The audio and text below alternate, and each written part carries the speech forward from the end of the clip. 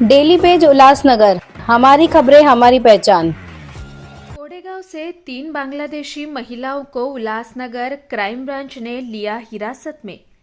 Ulhasnagar crime branch ने डोंबिवली के कोडेगांव में छापेमारी कर 3 बांग्लादेशी महिलाओं को हिरासत में लिया है। माना जा रहा है कि ये महिलाएं 21 दिन पहले भारतीय सीमा पार कर आई थी। उल्लासनगर अपराध शाखा के एक पुलिस अधिकारी सुरेश जाधव को एक गुप्त मुखबिर के माध्यम से जानकारी मिली कि एक बांग्लादेशी नागरिक मानपाड़ा पुलिस स्टेशन सीमा के तहत कोडेगांव गांव में अनिल पाटिल चाल में रह रहा है।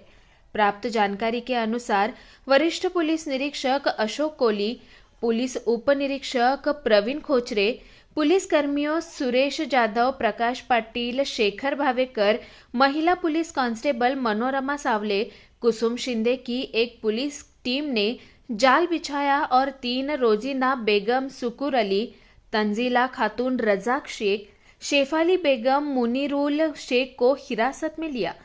जब उनसे पूछताछ की गई तो पता चला कि वे बांग्लादेशी नागरिक है।